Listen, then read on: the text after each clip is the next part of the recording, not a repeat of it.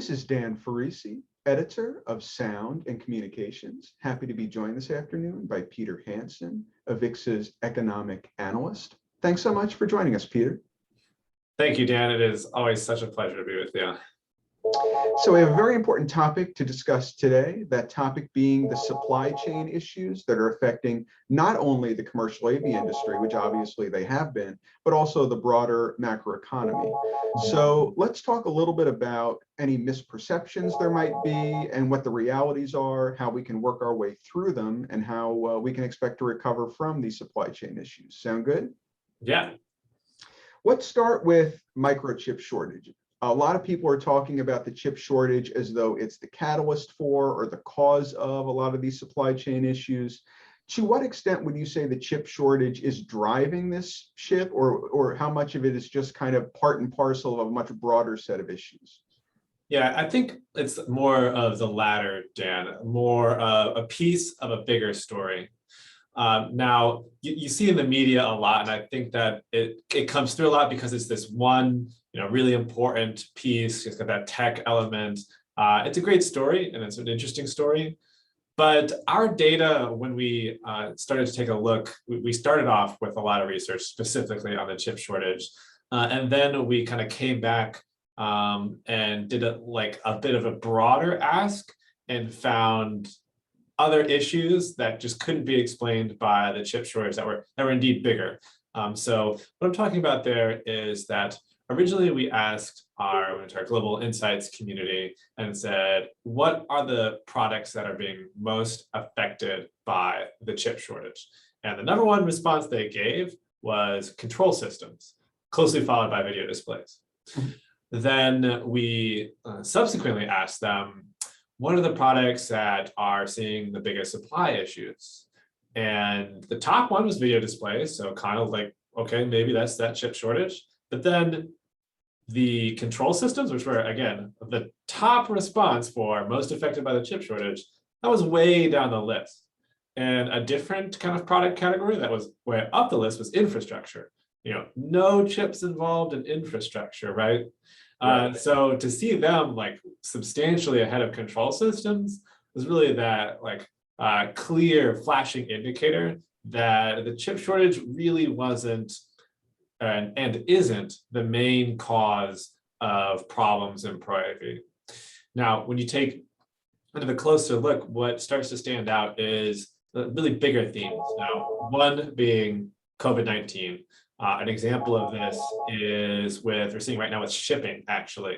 Like a COVID case in China spurred really strong lockdowns at a key port, closed down that port, and now it costs more money than almost any point in history to ship between China and the US because everything got snarled because of that.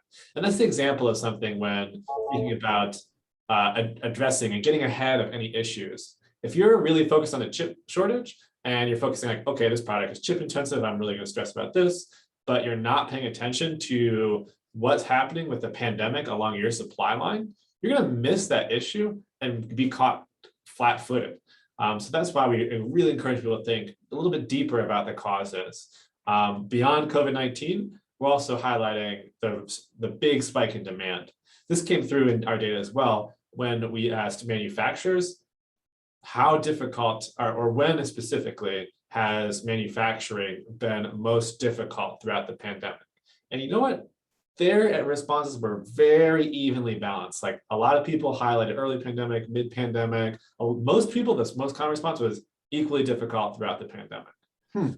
But when we asked people who are like distributors and providers, right, they said that supply issues were biggest in like the spring and summer. And why is it that they're saying that it's biggest in the spring and summer?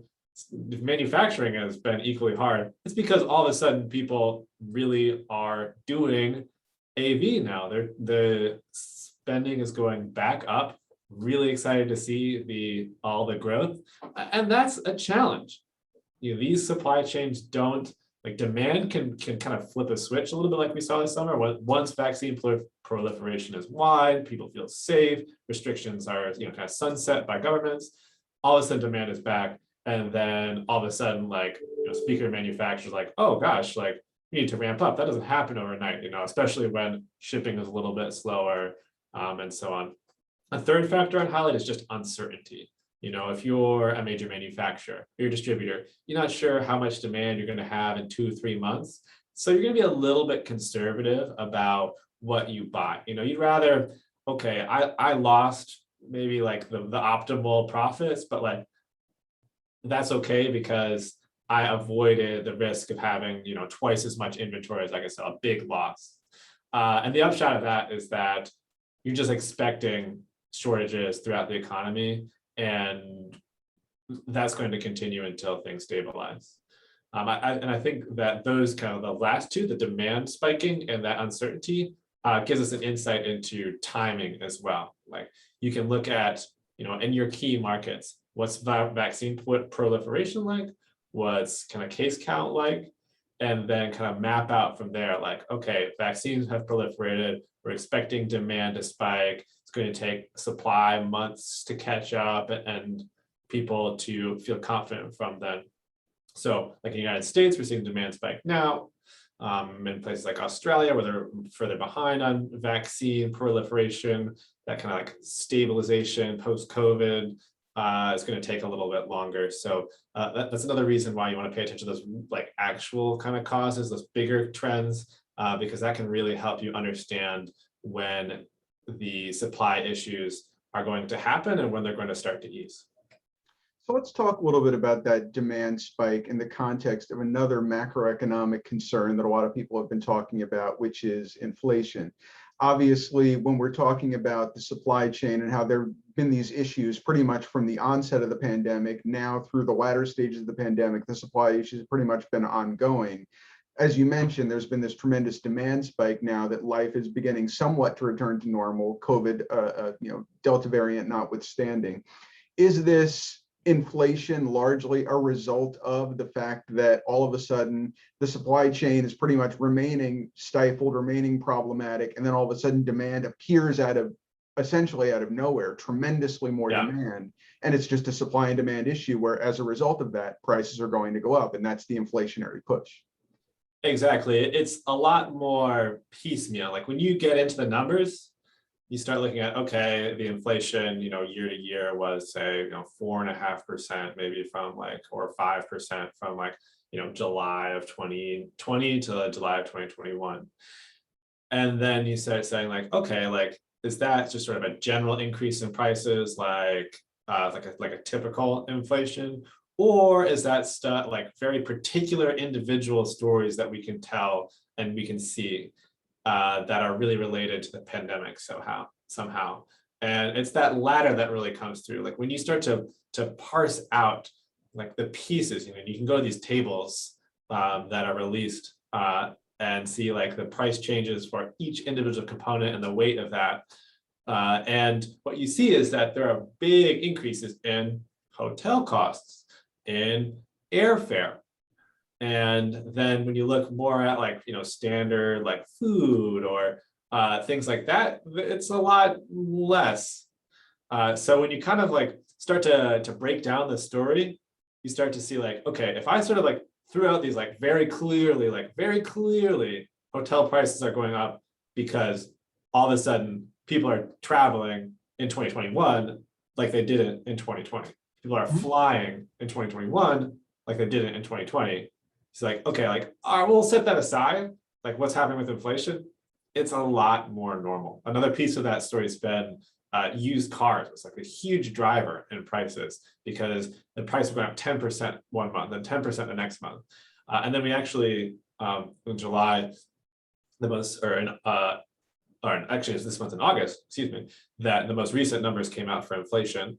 And it was below expectations. One of the big reasons for that was that the sort of like spike in used car prices, that just kind of disappeared. So it's like, okay, a normalization, an adjustment period happened, and now there's a bit more stability. Now, you don't have to take my word for it because there are a lot of like metrics that enable you to see what the market is measuring or sort of anticipating in terms of long-term inflation.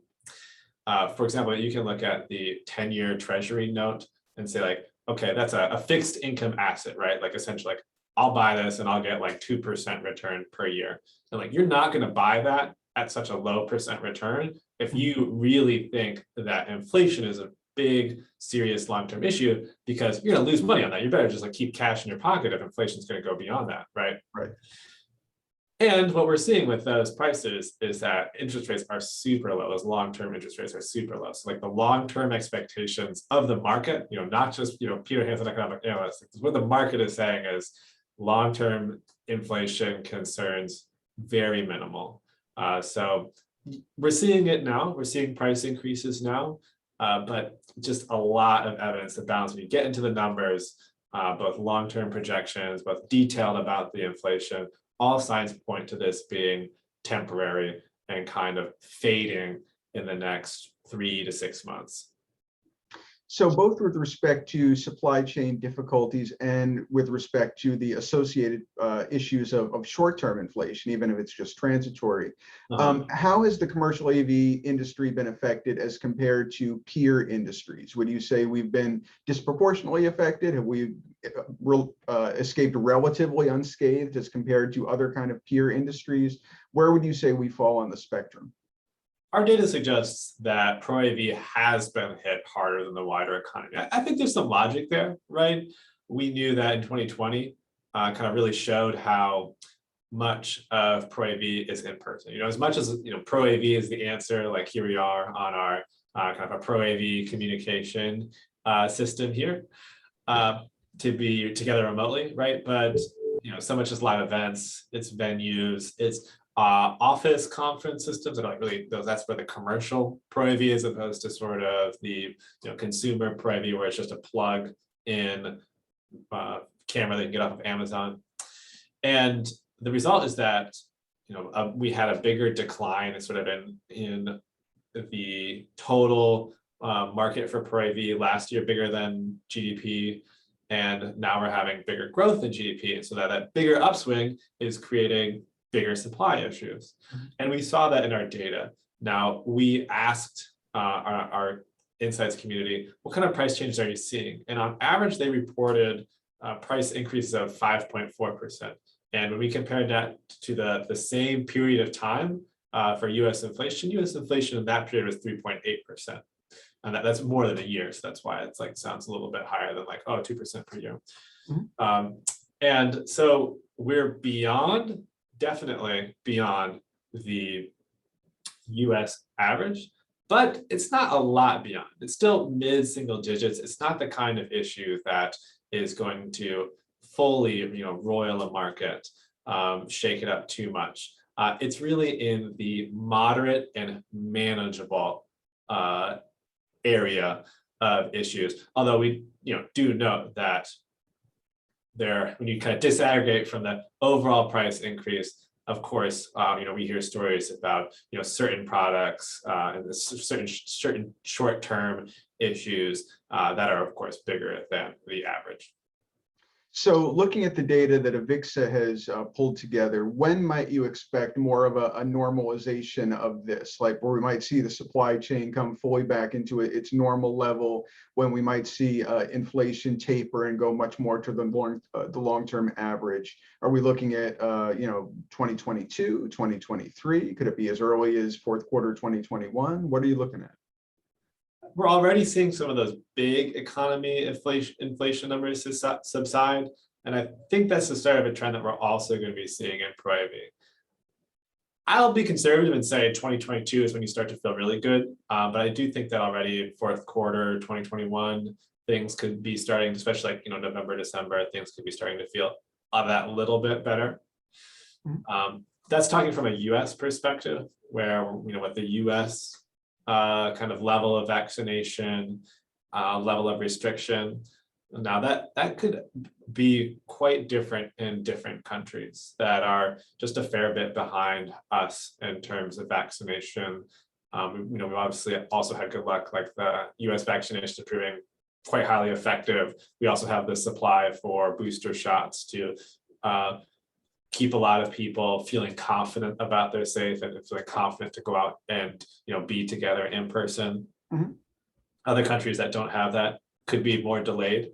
But I think that And as we're seeing in the data, kind of some confirmation of this already, it's sort of like 6 to 9 month range after normal behavior starts to really take hold. That's when you see like very clear signs of normalization. I think that's, based on our data, based on our experience, discussions with, the supply chains, people throughout the supply chain, and that's kind of the reasonable image or moment to think about normalcy. Although, we got to keep in mind, things might be very normal in the United States, but, maybe, for example, China continues to be really, really careful about any individual COVID case.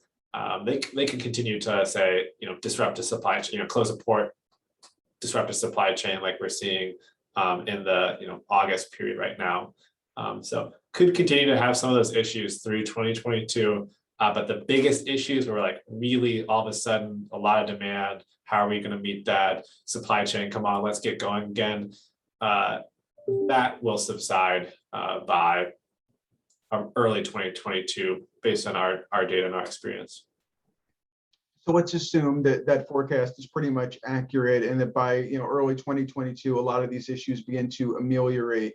It could be a bit of a rocky road for some of the firms in our industry until then, because these are significant supply chain issues.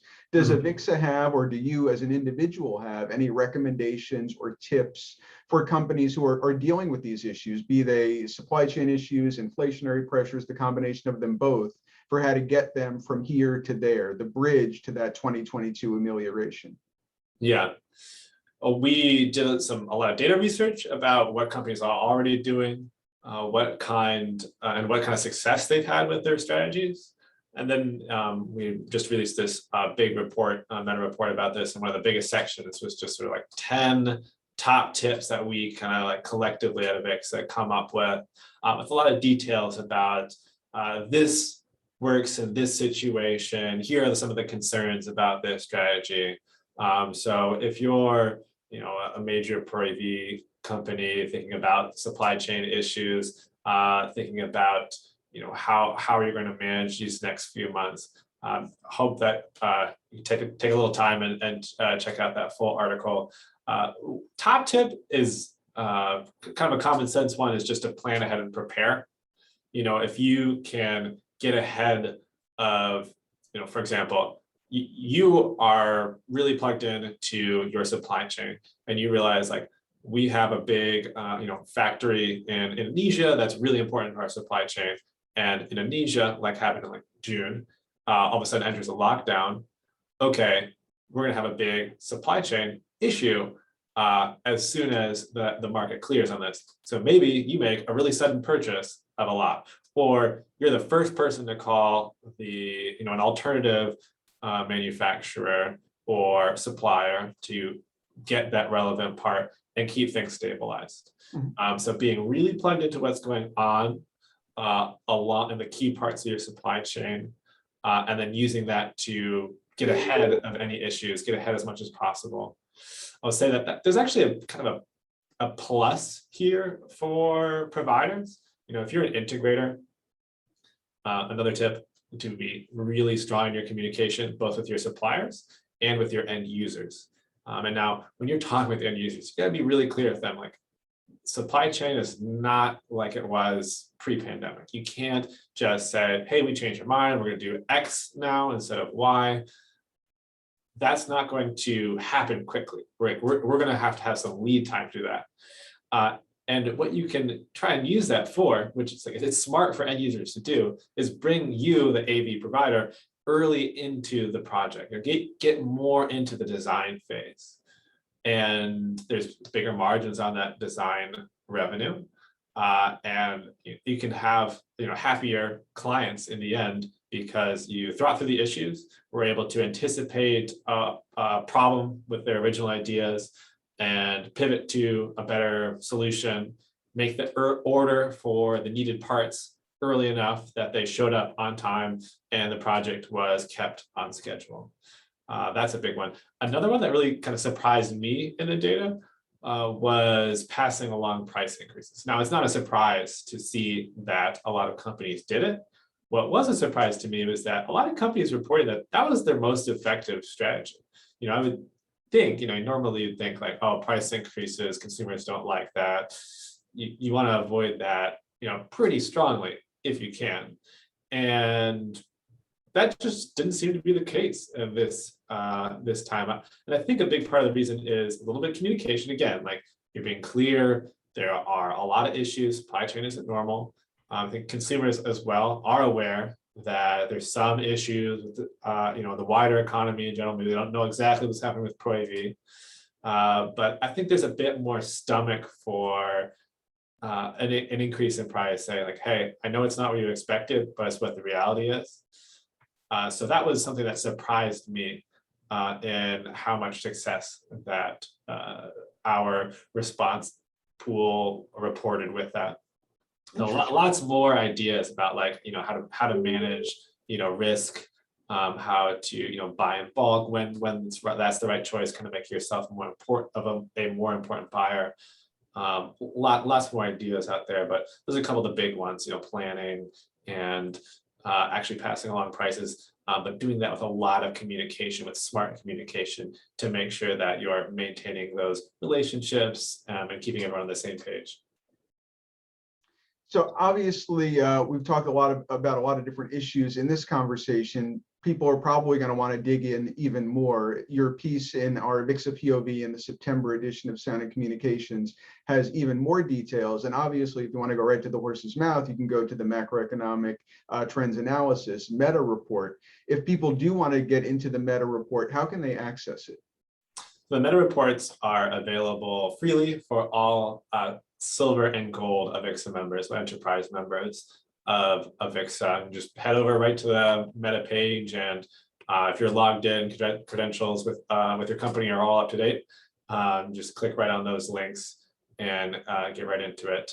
If you have any issues, obviously call to contact AVIXA customer service. You can contact me, p.hansen@avixa.org if you're really trying to get that and running into any issues. But AVIXA meta page is where we have that available. Just click right on the link, and if you're logged in, I'll take you right there. Well, thank you so much, Peter, for your perspective. I appreciate the ideas for AV community members who are watching this and who are looking forward to kind of a more normalizing of the supply chain, more normalizing of prices in 2022. I think that's a good forecast for a lot of people who are looking for an end game for all of these challenges related to the pandemic and everything associated with it. But I do appreciate the insights. I appreciate the AVIXA POV and access to the meta report, which is just incredibly full of information. So I recommend that everybody take a look at it. But we will talk again soon about other important topics. For now, thank you again for your time. This has been Dan Ferrisi, editor of Sound and Communications. Happy to have been joined by Peter Hansen, AVIXA's economic analyst. Thanks again.